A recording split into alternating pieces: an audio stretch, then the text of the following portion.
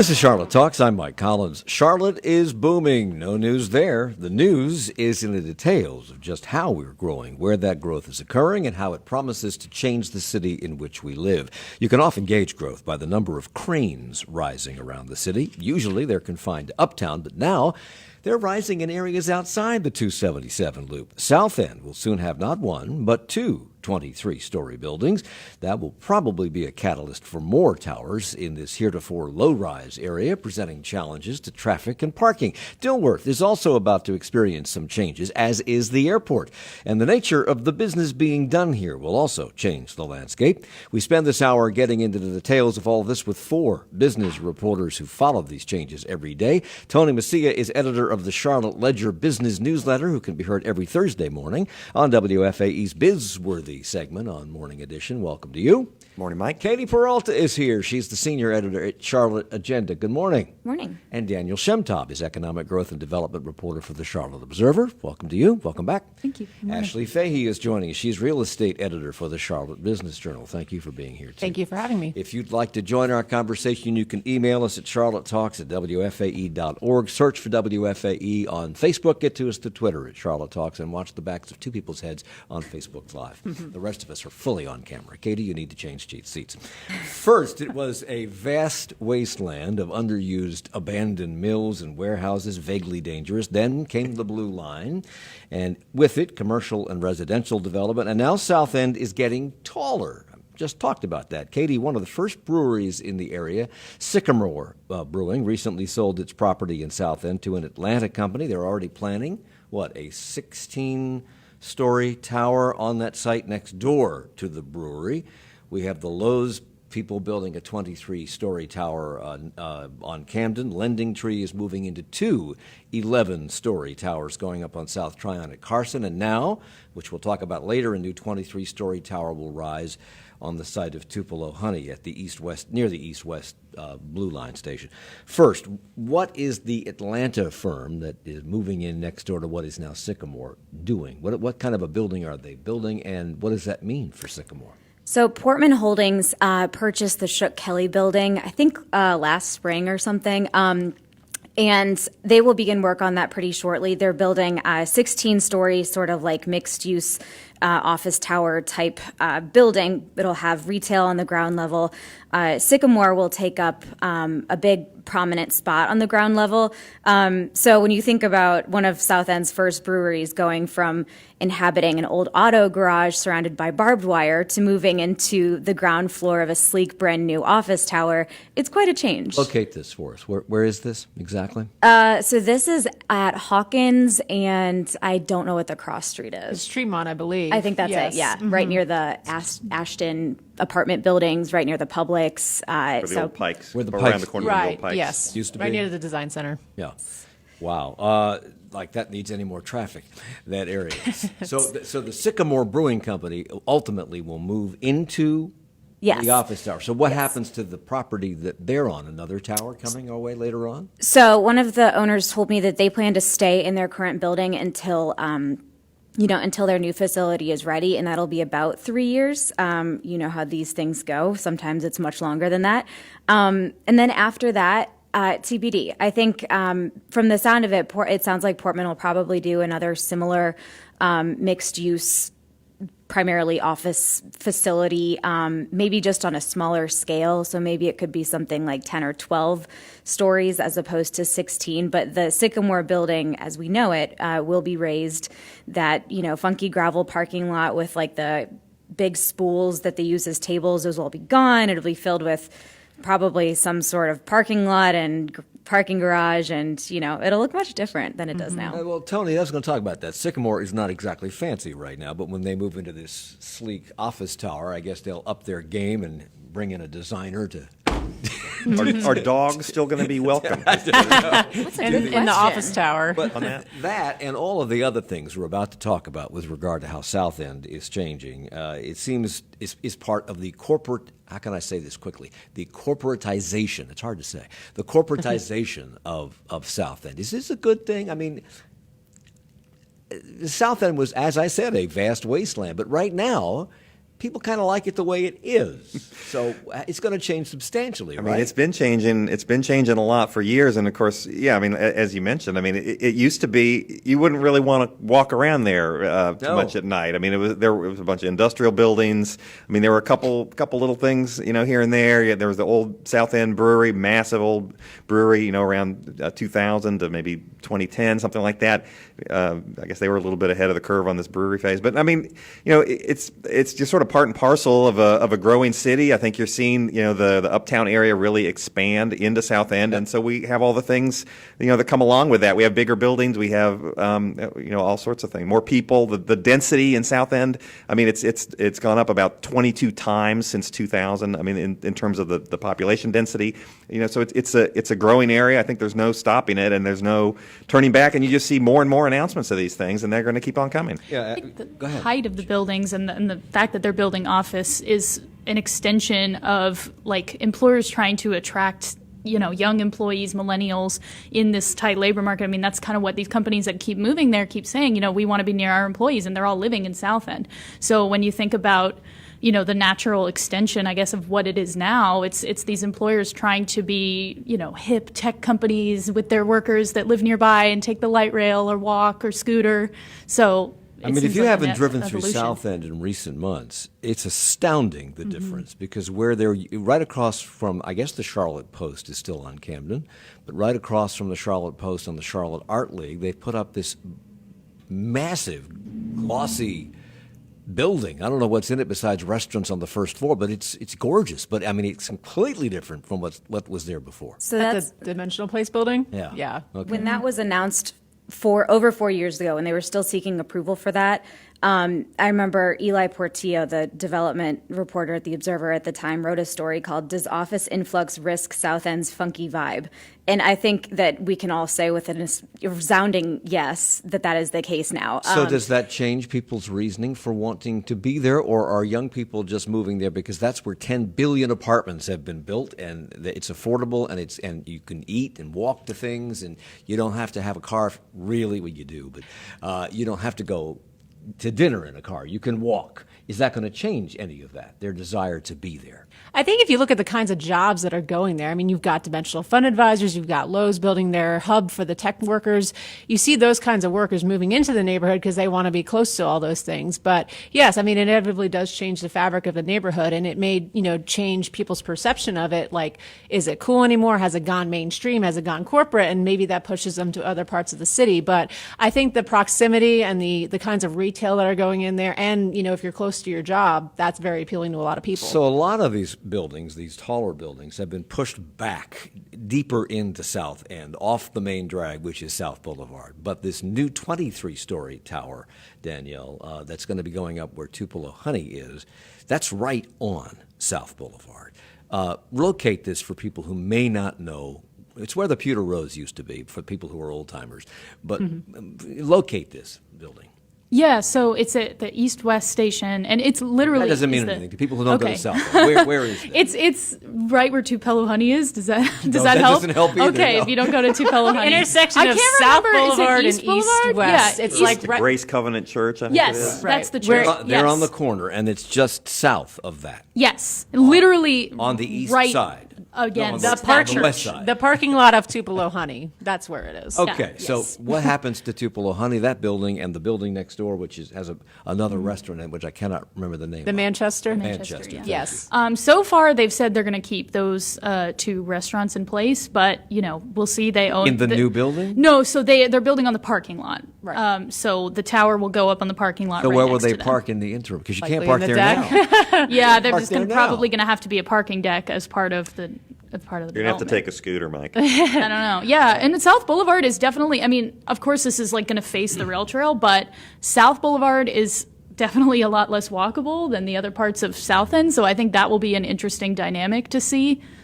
Well, so I spoke to the developer of that project from Stiles Corp last week, and he was saying, the site could bear potentially up to 2 towers eventually, up to I a figured it million would. square feet of Yes. space, which the first tower is going to be about 375,000 square feet. So if you think about it, you could almost do 2/3 of that additional development in a second tower. Is it an office tower?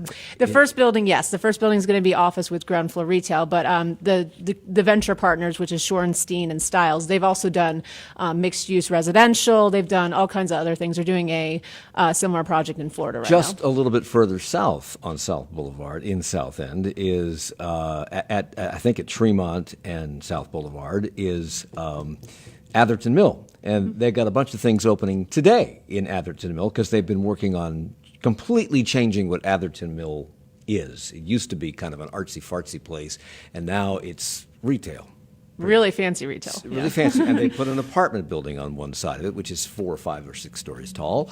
Is that long for the world, or are they going to tear that down and put a big office tower there, too? I mean, again, it's all kind of market driven. We'll see what goes on. But those retailers wouldn't go in there if they didn't think they could get the kind of traffic that they need.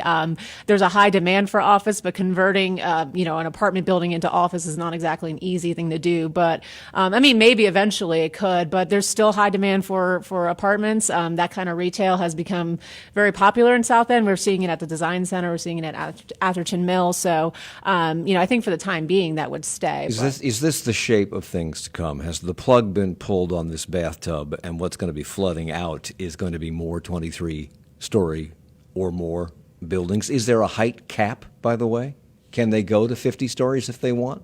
Depends on the zoning. Some of Southend is actually zoned UMUD, which is the most flexible zoning out there. You But could of go, course, you Charlotte. could go absolutely insane if you want with the height. But I think it's again going to be based on demand, based on again even the cost of land. The cost of land in Southend has intensified with all this demand. In fact, the developers paid more than $20 million for 2 acres for the 23-story tower at the east-west stop. Yeah. And at some point, some people are going to say that's getting a little high for me. How long does Prices have?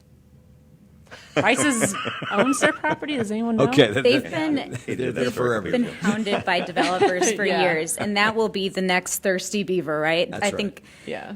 Prices is like the middle finger of Southend at this point, right? It's Yeah. just saying. But at some point, isn't there a price, so to speak, at which Prices says, Everything hey, look, has- they're 2 Yeah. blocks from that new Lowe's. I mean, you drive down there and you say, how long are they really going to hang on? So, Tony, you reported recently on this Southend boom by quoting a resident of the area that says, although he loves what's happening, he loves what he can stand in his front yard and see the towers downtown, it looks cool and blah, blah, blah. The 2-mile drive that he has to the Dowd Y can take 20 minutes. Traffic. You should see the Facebook email comments I have right now on this screen about traffic. Let's see here. David on Facebook, we're turning into New York City South. Rachel on Facebook, parking is a big issue. A whole parking lot is gone due to the Lowe's building going up. That area is a mess. What new parking lots and options are coming? And where do we park in the meantime? So what about traffic and parking? I mean, it's becoming kind of like it is in Uptown. If you come into Uptown and you want to go somewhere and park, you can't just easily pull on the street and expect to leave your car there all day. Now, that's just kind of comes with the territory, I think, in a growing city. The piece I did in the Charlotte Ledger on the traffic and parking quoted the guy going to the gym, and I got a bunch of emails saying, the guy's going to the gym. Why doesn't he ride his bike or walk? And it's, and there's this mentality, I think, in Charlotte that, well, look, we've put this massive, this big, expensive light rail through there. We've made this walkable rail trail. People have other options. And so, there's this idea that we shouldn't worry about that, but obviously, as you're seeing, it's a big concern. We'll come back to that because we're not finished with traffic and parking yet. Tony Messia is with the Charlotte Ledger, Katie Peralta with the Charlotte Agenda, Ashley Fahey with the Business Journal. I have to stop now. Support for Charlotte Talks comes from WFAE members and Carolina Asthma and Allergy Center, serving the Charlotte area since 1952 with 13 locations, including the center's newest office in Hickory. Breathe, live, thrive. carolinaasthma.com. And Blumenthal Performing Arts presenting Once on This Island, the story of a peasant girl guided by island gods on a journey to reunite her with the love of her life. November 12th through 17th at Belk Theater. Tickets at blumenthalarts.org. Coming up tomorrow on this program, the election results. Voters in Charlotte and Mecklenburg County are going to the polls right now to choose city council and school board members. And, of course, the mayor's race and the arts tax, the quarter-cent sales tax for arts, parks, and other things. We'll have our political and educational reporters on the program to recap the results, and then we'll spend the rest of the hour talking with Charlotte Mayor Vi Lyles tomorrow at 9.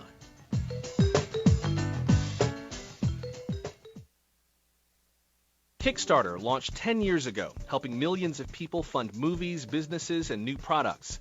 What does this part of the new economy tell us about the old one? This is the most profitable period in American history, and 43% of Americans can't afford their bills. And this is happening during the boom time. Kickstarter co-founder Yancey Strickler and his manifesto for a more generous world. Next time on 1A.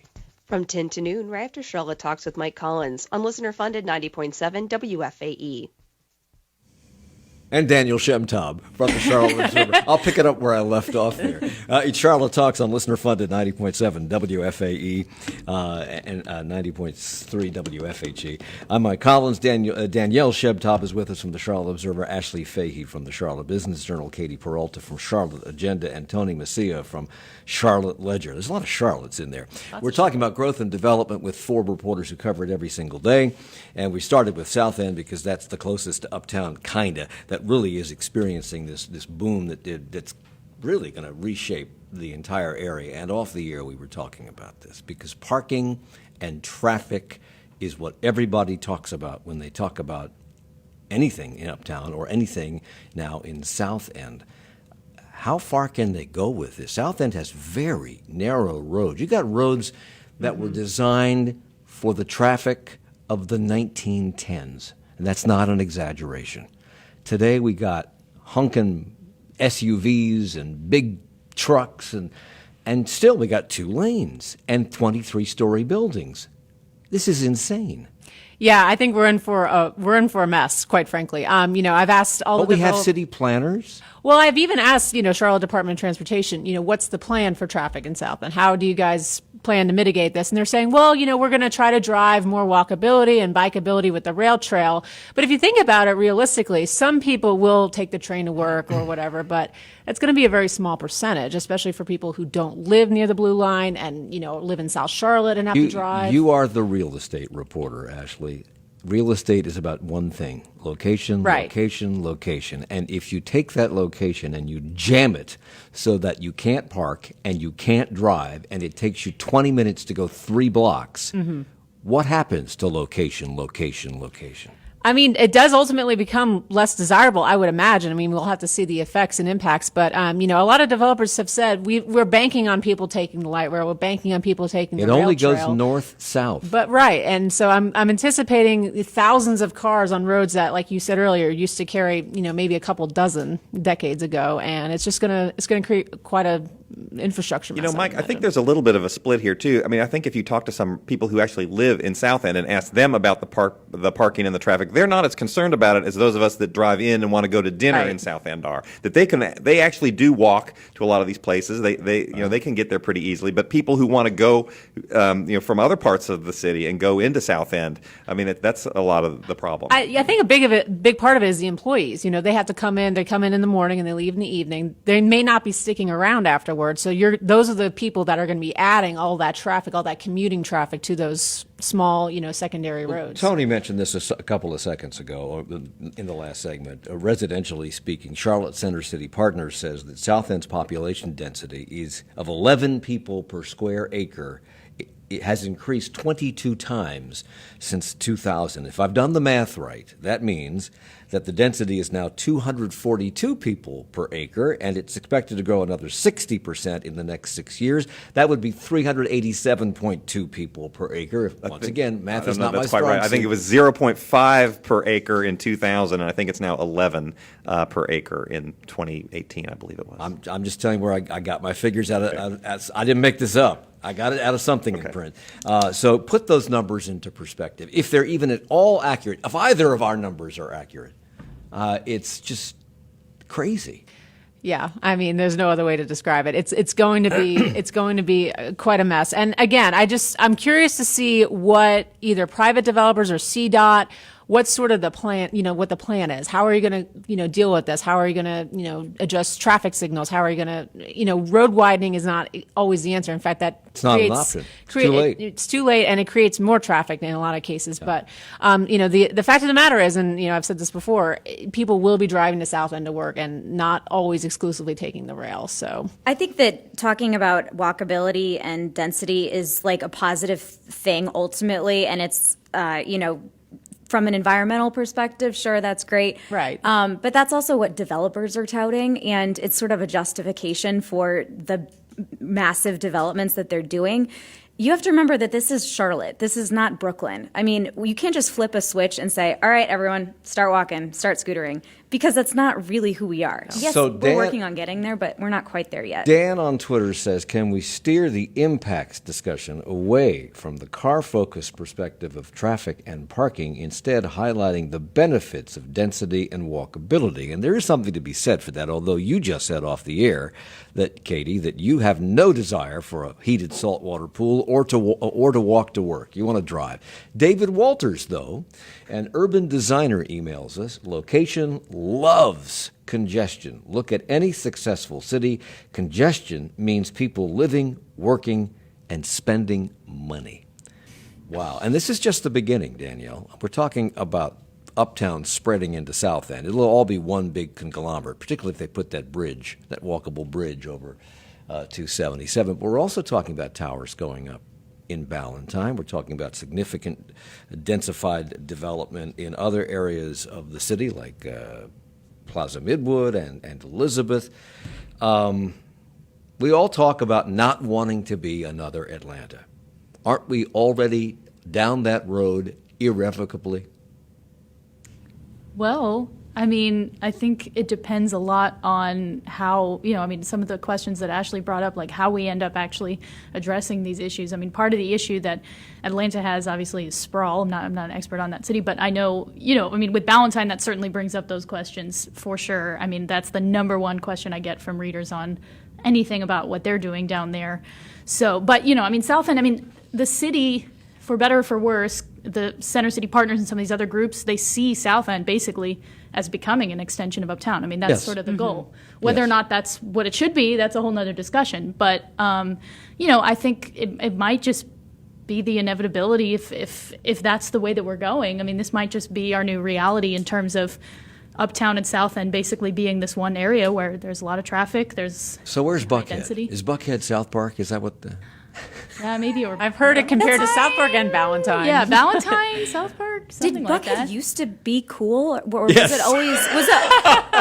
I'm not trying to say that the as an loaded insult. questions this morning. Because everybody says that Buckhead is like the place to go for restaurants and stuff, but it's very corporate. It's pretty corporate, yeah. So you wrote an article, Ashley, in the Charlotte Business Journal that included a quote from Travis Garland. He's the director of leasing for Atlanta developer Portland Holdings. They just bought the Sycamore Brewing property. They're putting up that 16-story tower there. He said that he views that building's potential in a way that references Atlanta. He said, we view it through the lens of Atlanta and seeing what the Beltline's done, that beachfront, if you will. Okay, what does that mean? Basically, he's saying the rail trail is essentially like Charlotte's Beltline, for lack of a better way to put it. They've worked a lot. They've built a hotel on the Beltline in Atlanta. They've done a lot with that. And he said with that, a lot of office tenants have said, well, a lot of our employees will be able to, again, bike and walk to work and things of that nature. But, the rail trail just isn't as far along as the Beltline is in Atlanta. We have U.S. Bank building that bridge and some things that may help extend it. But, we're still far behind as far as making the rail trail this truly comprehensive, network that connects not just SouthEnd and Uptown, but maybe even beyond. So I think his point there was, we want to build on the rail trail as another mode of transit, as another mode of, being near amenities, all that other stuff. And you're seeing a lot of developers orienting their developments to the rail trail. So Karen on Facebook writes, Lordy, we are getting so boring. Everything looks the same. Traffic is hideous. Affordable rents, LOL.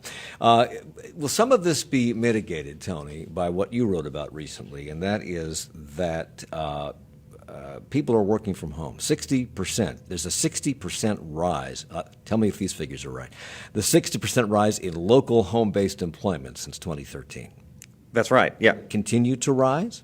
I think it will continue Won't to it rise. have to? Well, I mean, if the alternative is driving into SouthEnd, I think you're going to see it rise. No, I mean, Charlotte's always been a city where you've had a lot of people that, if they can be based anywhere, they're based here. You have, obviously, the two interstates. You've got a good airport. But, we're really seeing a lot more of that. And it's really grown a lot in the last 5 years. And so, I mean, that certainly will help keep people off the roads at commuting times. But, the growth is such that you're going to see the Do trend, we know of what the course. numbers are? How many people comprise that 60% rise, or what the total number of people working at home Yeah, might be? I think it's about 50,000. It's about 1 out of every 12 workers in Charlotte works from home. Nationally, the figure is about 1 in 20. So, we are ahead nationally on that. Are employers talking about flex scheduling so that people don't have to come to work at 8 o'clock in the morning and leave at 5? For the last couple decades, employers have been talking about that. They sort of go back and forth on that a little bit. I think some employers have reined that in a little bit. There used to be, 5-10 years ago, there was this movement towards just sort of letting everybody work from home. I think the banks had these big stations down in Ballantyne where they would let people work out of there, try to be a little more flexible. I think they've reined that in a little bit, but you are seeing some flexibility, I think, among some employers. It's not, they don't just let anybody work from home, but at all hours, but I think you are seeing a little bit of flexibility. So let's move a little east of SouthEnd to Dilworth. That of course is the neighborhood that's home to the hospital, Atrium Hospital, and they have long been seen to have been gobbling up every available scrap of land in that area so they can expand. Even as another symbiotic healthcare firm is about to move in, somebody just bought the Keyman building on East Boulevard and the site of the Starbucks coffee shop on the corner of East and Scott. What? No. Who and why? Who bought this? Why did they buy it, Katie? Summit Healthcare Group out of, I think, Winston-Salem. They're kind of a regional developer. They build medical office buildings for private practice and hospital-owned groups throughout the Carolinas, and they're typically kind of the same looking brick buildings, like 5 to 8 stories, I guess. That's what their website looked like, at least. And so it looks like they plan to eventually raise some of those buildings on the corner that they spent, I think, roughly $12 million on.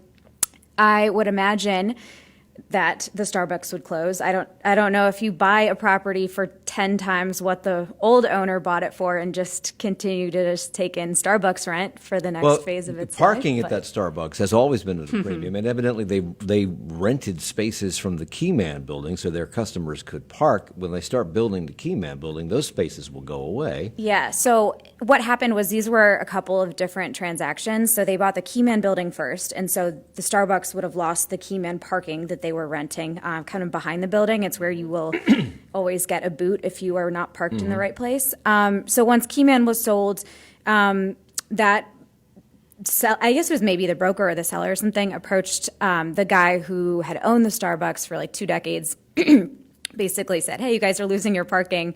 This guy, looked at the property, looked at the value of the property and said, "Okay, I think it's time to move on from this." And he made a nice little profit, I think. But, it's certainly that's going to be another area that's going to be changing pretty So they haven't. I read about 5 articles yesterday about the Starbucks. Are they staying or are they going? I could never figure it out by reading these articles. Are they staying or are they going? I think they had a 20-year lease on the land or something like that. Or I don't know. But I think 10 more years, maybe? 10 more years? Okay, might fine. be Are they making staying that or are up. they going? Caffeine people want to know. Seems unlikely. Well, there was a permit filed with the city that said that called for the demolition of the properties on the Starbucks land, the Keyman property, and the therapy or the theory Theory design, yeah. redesign. Yeah. And so nobody is really sane, but if you sort of read the tea leaves, so to speak, you can see what's going on. So if you cross Scott Avenue heading west, you run into that 4 or 5 story apartment building with retail and some restaurants on the first floor. And evidently, somebody has come in and bought the first floor. What are they going to do with it? Abacus Capital is the developer who also bought like the Owen's Bagels building in SouthEnd, and they're redoing that, and they're putting in like a snooze and all types of different new eateries. They're going to give that chunk in Dilworth a huge makeover as well, and I think it's going to probably Same or different tenants? well, it depends on the terms of the leases, and I think that there are some tenants they might want to revisit, maybe bring in some new ones, maybe bring in some, quote unquote hip popular tenants. What would that be? Who would go and who would come? I don't want to speculate on air, but What about parking? oh, that's a good question. But that's always been a challenge in that building. And right across the street from that building is that empty lot that used to be home 100 years ago to the Epicurean restaurant. They tore it down, hoping, I guess, to develop it. It's been vacant for what, 15, Long time. 20 years? Yeah. They sell pumpkins and Christmas trees, and sometimes food trucks show up there. Right. Has that been sold, Ashley? Or No, it's I believe it's on the market for a ground lease, which is an interesting. It's not outright for sale. So I know Lincoln Harris listed it about a year and a half ago, and obviously lots of interest in that site. You can do quite a bit of density, I would imagine, on a parcel like that, especially in the middle of Dilworth. But yeah, no, I mean that land is still on the market. It's still sitting there, just kind of waiting for someone to come in. But yeah, I mean once that goes, we could see something very dense going there. So whether or not that property is developed, you still have what's going on across the street Right. with the redevelopment of that strip mall in an apartment building, essentially, and then the Keyman building being developed into a multi-story something. If I recall correctly, and I know this to be a fact because I was on it yesterday, East Boulevard at that point is one lane in each direction. You put a 5-story building that goes a block. What does that do to traffic? Nothing good. It's also at the intersection of a main route into town and the next block, a main route out of town, Scott and Kenilworth Avenues. Well, Mike, Is anybody thinking about it? Well, do you remember when East Boulevard used to be wider, and they narrowed it to Right. one lane each way, but make it it hasn't better. really backed. Well, it hasn't really backed up. I mean, I think that has largely. I don't know the engineering on it, but I don't think it's gotten worse by constricting it. Now, I don't know it's getting better if you start developing that area. And if you look at what Atrium is doing with their rezoning, they have a bunch of maps filed, and they're doing this big rezoning. It's going to go from like 3.5 million square feet to 4.8 million square feet of space potentially, and they want to add new road connections and things of that nature. But the Dilworth neighborhood's like, is that going to be more cut-throughs? I don't know. So that's further down Scott and Kenilworth toward where the hospital is. And here's what I read, and you can correct me if I'm wrong, because I don't see how this is possible. You reported in August that Atrium Hospital is planning to add professional and medical offices, nursing homes, rest homes, a medical school, residential units, possibly a hotel on 71 acres on their campus or spread out through that lower part of Kenilworth and Scott. So they own a lot of land, even things that aren't developed yet, even things that are residential lots on like Fountain View and things of that nature. They own that. So essentially what they're saying is we want to grow. We want to add new facilities to our existing campus as well as add kind of encroach the development a little farther, I guess, east or south.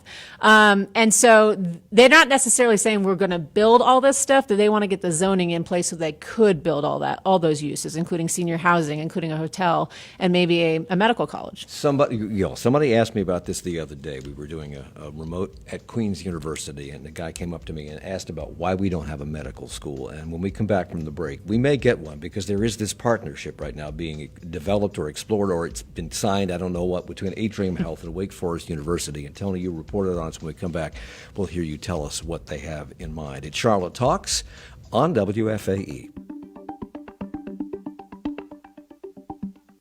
Support for Charlotte Talks comes from WFAE members and Charlotte Water, reminding all that pipes hate wipes. Even flushable wipes don't break down and can cause blockages in pipes. They belong in the trash instead. More information at charlottewater.org. And MindPath Care Centers, offering general outpatient psychiatric and psychotherapy mind care for people of all ages, designed to help individuals deal with challenges that impact their well-being. Information and appointments at mindpathcare.com. Crowdfunding has been used to finance everything from Facebook's virtual reality headset to the Veronica Mars movie. But what are those in Silicon Valley doing to make sure the crowdfunding system isn't abused? That's the subject of 1A in 20 minutes at 10. And you're invited to a special Charlotte Talks public conversation on affordable housing called Finding Home, Charlotte's $270 million dream. It'll be at the Harvey B. Gantt Center on November the 12th. That's a Tuesday at 7. Info at WFAE.org. And we're coming right back. It has been said that journalism is the first rough draft of history. On Morning Edition from NPR News, we fact-check that draft, pore over it, and give it the context it needs to get it right the first time. Listen every day. I'm Lisa Wharf. Catch WFAE's Morning Edition each weekday morning from 5 to 9 on 90.7 WFAE at WFAE.org and with the WFAE app. It's Charlotte Talks on WFAE and WFHE. I'm Mike Collins. We're talking about growth and development with Danielle Shemtab of the Charlotte Observer, Ashley Fahey with the Charlotte Business Journal, Katie Peralta with the Charlotte Agenda, and Tony Macia with Charlotte Ledger. Can we just call you Observer, Journal, Agenda, Ledger? Can we just do that? Let's mash it up. Fine with me. So we were talking just before the break about Atrium's partnership or announced partnership or intention to partner with Wake Forest University on a medical school. Where does that stand, Tony? Sure. Well, Atrium has come out in just yesterday, I believe, and announced that it has taken another step towards making that happen. Now, they aren't giving a lot of details, but they have signed an agreement with Wake Forest to bring a medical school here. Again, we haven't seen the details, but that is something, obviously, that Charlotte's been wanting for a long time. They had come out in the spring and said that they were working toward that, and now that looks like that's going to happen. Gene Woods spoke last week at the Charlotte Rotary, and he said, all signs look good. They're going to have a lot more exciting things to announce about. How does this impact Winston-Salem? Are they worried about a talent drain up in Winston-Salem, Katie? So there was a story in the Winston-Salem Journal last week that quoted just some local Winston-Salem residents. Just kind of there's a concern about the Charlotte Medical School campus eventually drawing resources from the Winston-Salem area and then potentially also luring the medical school away from Winston-Salem. And this has been sort of part of a larger trend with Charlotte and Winston-Salem in terms of the talent that Charlotte is attracting from Winston. Truist, of course, is the merger of BB&T and SunTrust, and that'll be based here. Krispy Kreme started moving some of its headquarters down here, and so, of course, now the med school, I think there's sort of this concern that there could be sort of a loss of talent up there. Yesterday, They're keeping the tobacco companies, is that right? Yeah, exactly. We're not recruiting those, I don't think. Yesterday, Wake announced that they would build 2 big projects in Winston, though. So, it's a huge tower for ER services and intensive care, as well as an eye institute in Winston-Salem's Innovation Corridor, or whatever it's called. So still, there is going to be very much a medical school campus up in Winston, but it sounds like it'll be some sort of shared facility, just like some other corporations. So development in SouthEnd was one thing because that was a vast wasteland. But when you talk about development in Dilworth and Elizabeth and Plaza Midwood, you're talking about something completely different. These are older, established neighborhoods where the retail and business buildings in those neighborhoods have always been to scale of the neighborhood. Now we're seeing things that are well out of scale for the neighborhood, Danielle. Is this inevitable? Are neighbors pushing back at all in those areas? And when and where they do they ever win? Well, I think it depends on the neighborhood. I mean, I think that there's certainly going to be, you brought up the example of Plaza Midwood. I think it was like a month or 2 ago when that main parking lot that everyone complains about with the booting, and that's where, the Five Guys is. That parking lot, there wasn't necessarily too much. There might be some anxiety, though. I think most people were like, okay, we'd rather see a parking lot where everyone's getting booted. We're not so sad about that. But I do think in general that it depends because that area, like, they have a lot of retail that's not necessarily pedestrian oriented. I mean, we obviously had a whole conversation about whether people are walking places and biking places, but it's not. It's sort of this transition from a more car oriented, a big parking lot that I live right across the street. I've never seen it full, and to these blocks that are kind of more SouthEnd like, really. And I think it doesn't necessarily, SouthEnd definitely does not fit every neighborhood. I mean, I know that a lot of people in Plaza Midwood, a lot of people in Dilworth, they would say, we don't want to be the next But like in Southend. Elizabeth, on Elizabeth Avenue, where Jackalope Jack's used Yeah. to be, and there was a bar at the corner of Right. Elizabeth and Caswell, and now they're taking all of that, and they're putting this honking building, and they've already put a honking apartment building across the street from it. And once again, this is a narrow road that was designed to be a neighborhood road in the middle of a neighborhood in 20, 30? What is that going to do? Just to the look, the feel, the traffic, parking, etc. And are people in that neighborhood pushing back at all on this? I didn't hear too much pushback about that particular project. I think it's about 4 or 5 stories. The Elizabeth Community Association has been very actively involved in that project. Back when Faison was trying to do apartments and retail, Yeah, they were pushing back then. They were very aggressively pushing back then. They've worked with Crescent Communities, which is the new developer of that project, who's going to do office instead, and got some concessions, got some things they wanted.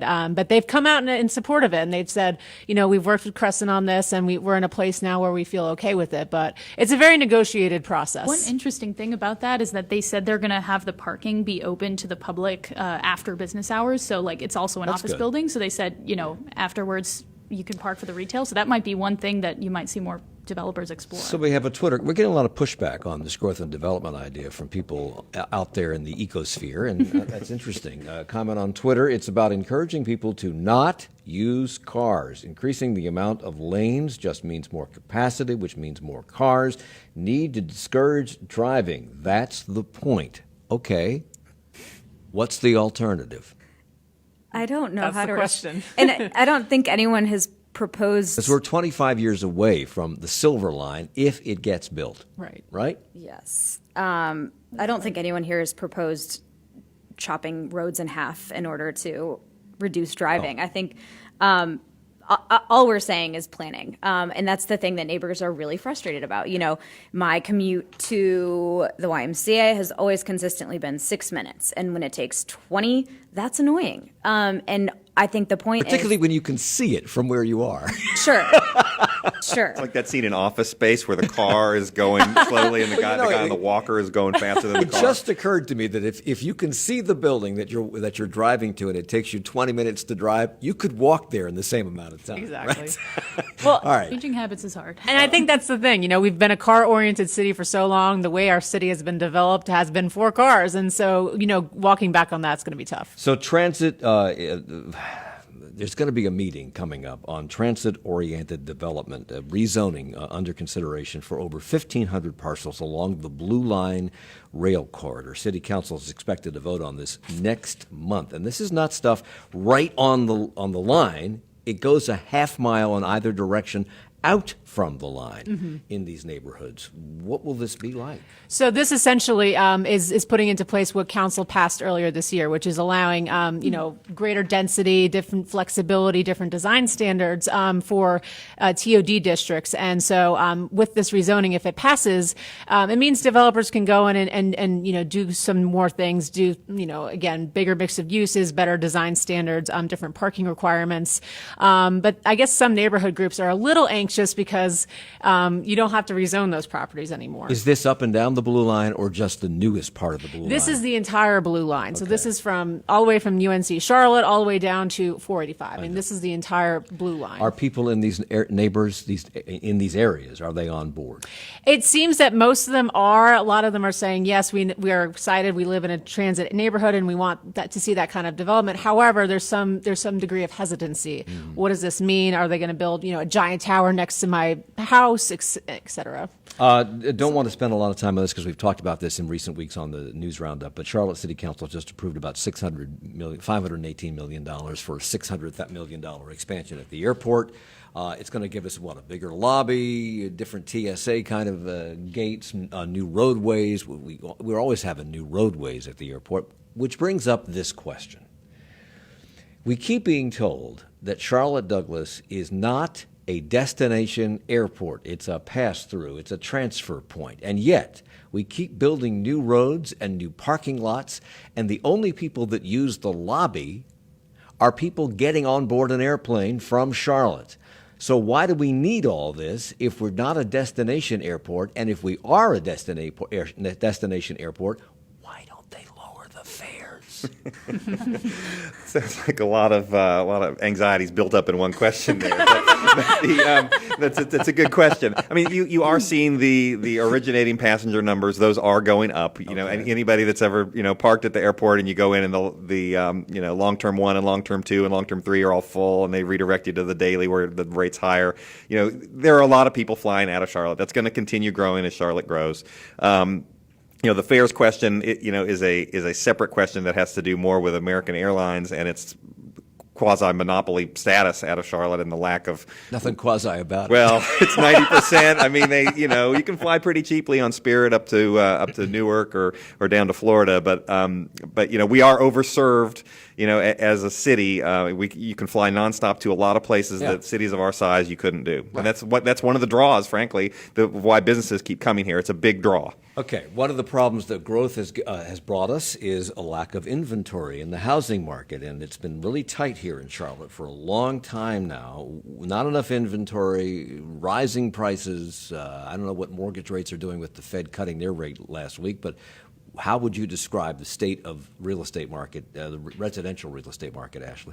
I mean, it's a story we've been seeing playing out, and maybe even to a more extreme level, that the fact that there's just not enough supply to keep up with demand. There's a lot of people in the market right now with all the people moving here, but builders just cannot build fast enough to keep up with it. Is there enough land? Can they buy land? Well, I think it depends. In Charlotte, it is getting more constrained. You're seeing a lot of people doing high density townhouses, for sale product, but just not your traditional single-family homes. But if you go out to the region, I think that's where you're starting to see a lot of traditional Charlotte developers going out and saying, I can actually build a 200-lot subdivision in, a different county. But then that, again, leads to more commuting and everything else. But, I mean, it's a problem that's been playing out for the last several years since we've had this boom, and I don't see it slowing down. I mean, some people are reluctant to move up because they're afraid to put their house on the market because they're afraid they won't be able to find a house that they want to live in once they sell their own home, which has slowed everything down. Is there any end to that in sight? Most real estate agents say it's the new normal. Yeah. I mean, eventually, economics would tell you that eventually prices are going to get so high that people won't be able to afford the homes, but we just haven't seen that yet. One thing that you wrote about, Danielle, is people are flipping houses in Charlotte. We had a lot of house flipping going on prior to the Great Recession. That kind of ended during it, but it continued on television, which I think inspires people to go out and flip. And you say that it reached an all-time high in Charlotte in the second quarter of this year. First of all, where are they getting these houses to flip if nobody's selling anything?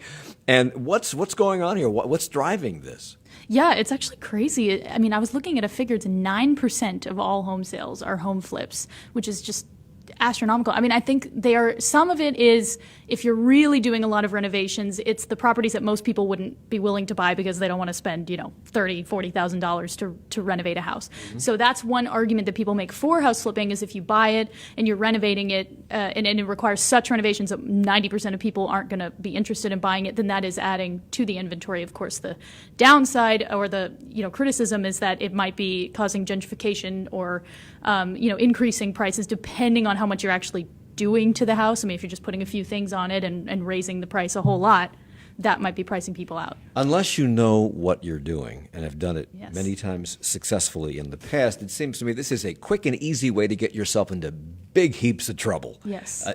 Can you make money? Do people make money flipping houses? Or do most people lose their shirts? They're making a lot less money than they were, and I think part of that is the prices going up so much. I mean, it's just so much more expensive to buy the house in the first place.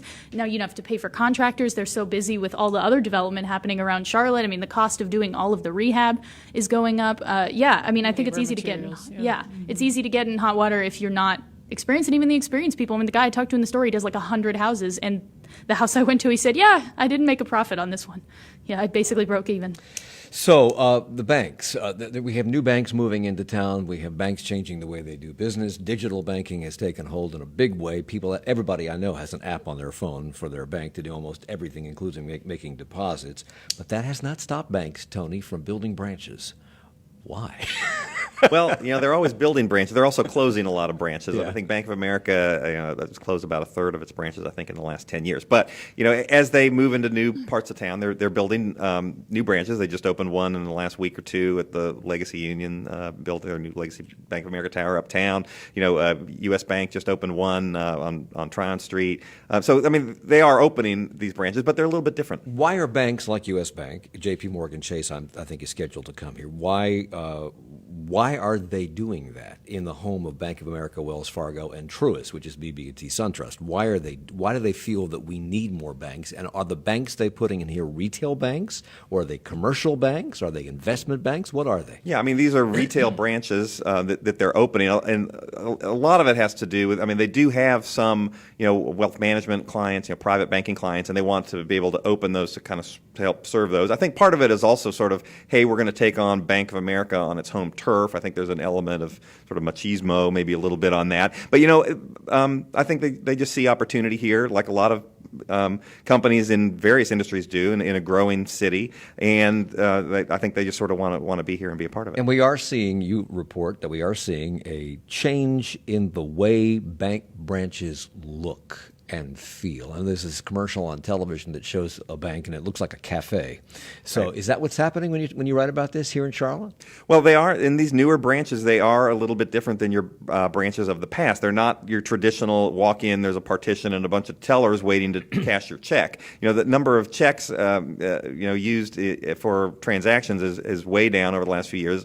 Checks account for only about 6% of all transactions. So it's gotten really, really small. So what they're trying to do with these bank branches now is they're trying to make them more sort of like education centers. Like, hey, Mike, come in. Yes, maybe you want to deposit a check, but did you know you can take a picture of that check on our app? Let us show you how to do that. They have conference rooms where they can have seminars. It's a much more open floor plan. They really want to introduce you to the technology and push you that direction while offering you services that you can maybe only get face to face if you want, a refinance or something. I spend my day talking to Erica.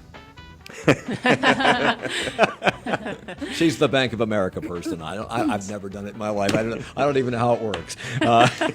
Tony Messia is editor of Charlotte Ledger. Also appears every Thursday morning on Morning Edition in our Bizworthy segment here at WFAE. Katie Peralta, senior editor, Charlotte Agenda. Ashley Fahey, real estate editor for the Charlotte Business Journal, and Danielle Shemtab, economic and growth development reporter with the Charlotte Observer. Thank you all for the hour.